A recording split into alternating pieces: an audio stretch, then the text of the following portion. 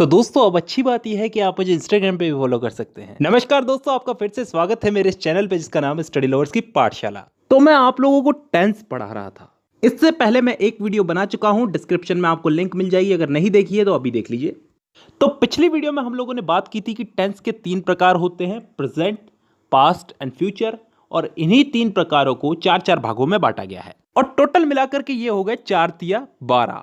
और इन्हीं 12 भागों को समझाने का मैंने आज वादा किया था, तो जरूर समझाऊंगा। लेकिन उससे पहले मैं आपको बता दूं, अगर ये 12 भाग आपने समझ लिए तो पूरे टेंस समझ लिए, क्योंकि ये सारे टेंस इन्हीं 12 भागों में है दोस्तों। लेकिन ये 12 भाग हमें आसानी से समझ में आए, इसके लिए मैं सुविधा करना चाहता हूं। यानी इनको समझने से पहले एक चीज हम समझ लेते हैं, बहुत ही इंपॉर्टेंट चीज है, इसको समझे बिना हम टेंस नहीं समझ सकते। सब्जेक्ट, ऑब्जेक्ट और वर्ब, ये 3 नाम आपने कहीं ना कहीं, किसी ना किसी, कोई ना कोई जगह पे जरूर सुने होंगे। इन तीनों में सबसे महत्वपूर्ण चीज है वर्ब। वर्ब को हम हिंदी में बोलते हैं क्रिया, या कह लो कोई काम। सब्जेक्ट का मतलब कोई भी व्यक्ति, जैसे मैं, तुम, रमेश, सुरेश, गीता, सीता वगैरह वगैरह। और ऑब्जेक्ट का मतलब कोई चीज, कोई वस्तु।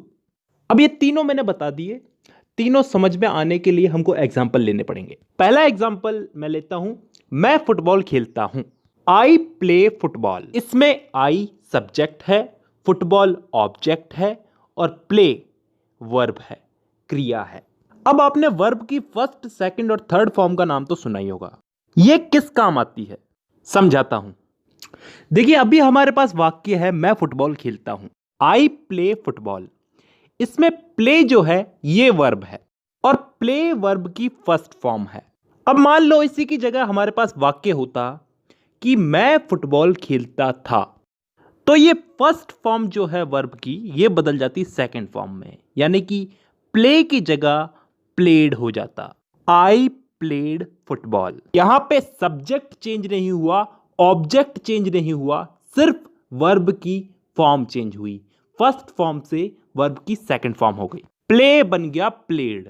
तो आई प्लेड फुटबॉल, मैं फुटबॉल खेलता था। तो दोस्तों यहां पे सब्जेक्ट, ऑब्जेक्ट और वर्ब क्लियर है। सब्जेक्ट किसी व्यक्ति को बोलते हैं, ऑब्जेक्ट किसी चीज को बोलते हैं और वर्ब जो वो काम कर रहा है उसे बोलते हैं। अब हम चलते हैं हमारे उन टेंस के 12 भागों पे जिन्हें समझने से हमें टेंस समझ में आएंगे, और इन सबको मैं एग्जाम्पल दे दे के समझाऊंगा। तो एग्जाम्पल्स को समझने के लिए सब्जेक्ट ऑब्जेक्ट समझना जरूरी था।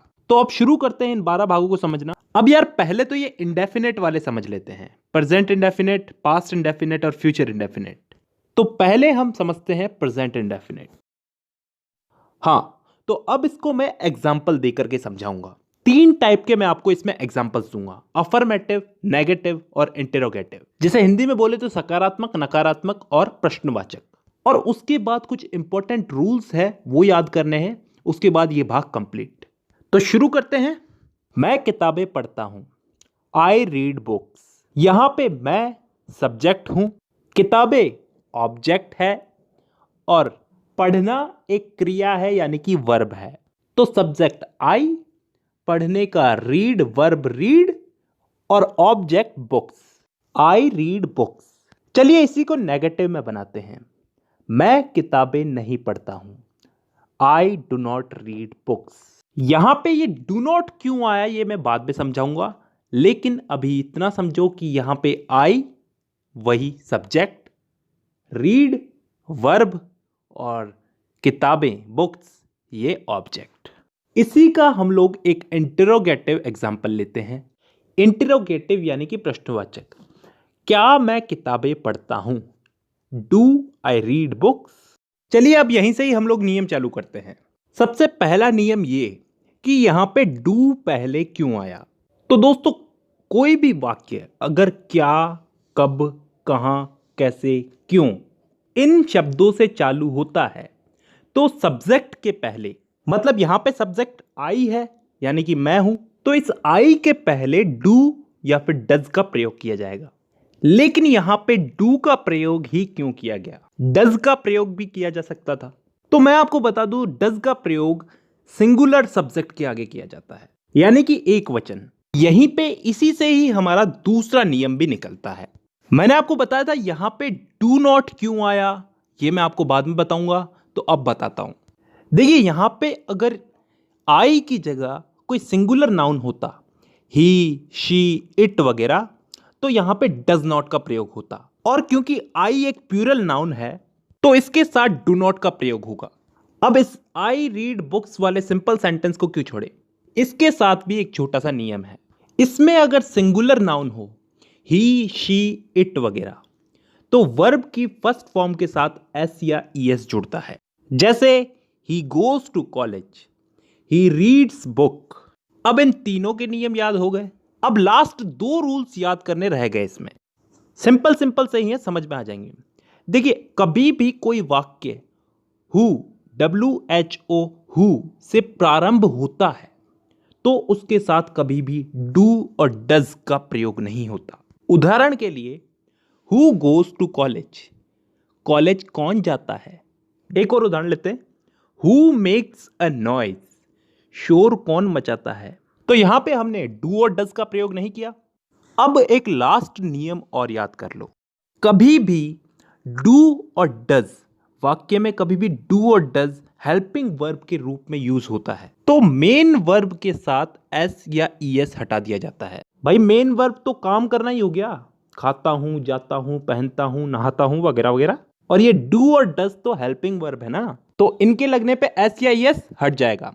अब चलते हैं हम पास्ट इंडेफिनेट पे।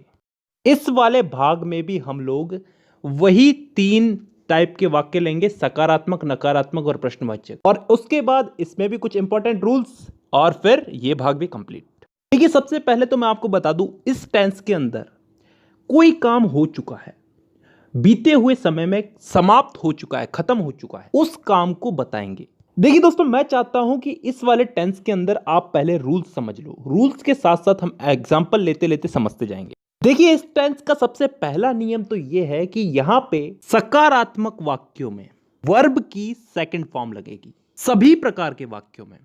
उदाहरण लेके मैं आपको बताता हूं, तुम हिंदी बोलते थे, यू स्पोक हिंदी। यहां पे सब्जेक्ट है यू यानी कि तुम, ऑब्जेक्ट है हिंदी, और स्पीक को हमने स्पोक में बदल दिया। स्पीक यहां पे वर्ब है ना, बोलना, तो वर्ब को फर्स्ट फॉर्म से सेकंड फॉर्म में बदल दिया, स्पीक बन गया स्पोक। अब यहीं पे ही हम लोग इस वाक्य को नेगेटिव में बदल के देखते हैं। करना कुछ नहीं है, तुम हिंदी बोलते थे को तुम हिंदी नहीं बोलते थे, you did not speak Hindi. अरे यहां पे डिड नॉट जुड़ गया और स्पोक बन गया स्पीक। हां यही तो नियम है, नेगेटिव सेंटेंस में सब्जेक्ट के साथ में डिड नॉट जुड़ता है, कैसा भी सब्जेक्ट हो, सिंगुलर हो या फिर प्लूरल हो, और डिड नॉट लग गया तो फिर वर्ब की सेकंड फॉर्म हो जाएगी फर्स्ट फॉर्म, स्पोक बन जाएगा वापस से स्पीक।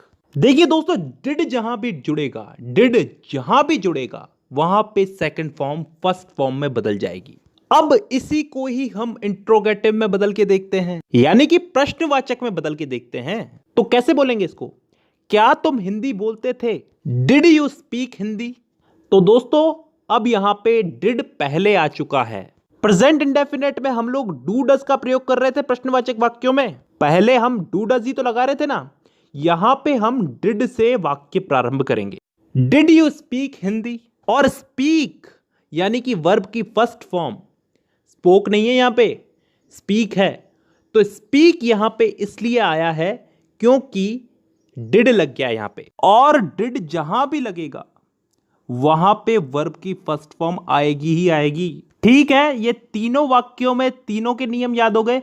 अब एक लास्ट नियम और याद कर लो, पिछले वाला ही है, हु, WHO, हु से प्रारंभ होने वाले वाक्यों में डिड का प्रयोग नहीं करते। उदाहरण के लिए कॉलेज कौन गया, हु वेंट टू कॉलेज, यहां पे डिड नहीं आया ना, और डिड नहीं आया तो वर्ब की फर्स्ट फॉर्म तो सेकंड फॉर्म में बदलेगी। हु वेंट टू कॉलेज, यहां पे वेंट जो है वर्ब की सेकंड फॉर्म है। Go went gone, go first form, second form went, और थर्ड फॉर्म गॉन। अब हमारा ये भाग भी कंप्लीट हो गया। अब हम चलते हैं अगले भाग में, यानी कि फ्यूचर इंडेफिनिट टेंस में। इसमें भी वही तीन टाइप के वाक्य, अफर्मेटिव, नेगेटिव और इंट्रोगेटिव, उसके बाद कुछ इंपॉर्टेंट रूल्स, और फिर आज की क्लास की छुट्टी। तो शुरू करते हैं। देखिए इस वाले टेंस में भविष्य में होने वाले किसी भी काम, कोई सा भी काम हो, उसके लिए इस टेंस का उपयोग करते हैं। जैसे मैं अफर्मेटिव सेंटेंस में एक एग्जांपल लेता हूं, आप हिंदी बोलेंगे, यू विल स्पीक हिंदी। यहां पे विल लग जाएगा, विल, ठीक है। इसके साथ वर्ब की फर्स्ट फॉर्म लगेगी। देखिए यहां पे मैंने स्पीक बोला है, स्पोक नहीं बोला, तो बस इतना याद रखना है। देखिए शैल और विल का उपयोग होता था पहले, लेकिन अब ये लफड़ा नहीं है, तो आप सिर्फ विल ही याद रखो, हर वाक्य में विल ही लगेगा।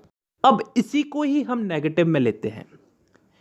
आप हिंदी नहीं बोलेंगे, you will not speak Hindi. यहां पे कुछ फर्क दिखा आपको? यहां पे बस नॉट शब्द जुड़ा है। नॉट शब्द कहां जुड़ा है? विल के बाद और वर्ब से पहले। वर्ब क्या है हमारी यहां पे? स्पीक। काम तो स्पीक तो बोलना ही कर रहे हैं ना, तो वर्ब से पहले नॉट लग गया, विल के बाद नॉट लगा है। अब एक इंट्रोगेटिव एग्जांपल लेते हैं। क्या तुम हिंदी बोलोगे? Will you speak Hindi? यहां पे क्या हुआ है? कुछ फर्क दिख रहा है? विल जो है ये आगे आ चुका है। इंट्रोगेटिव सेंटेंस में विल को सब्जेक्ट के आगे यूज करते हैं, बस इसके अलावा कोई और रूल याद नहीं रखना।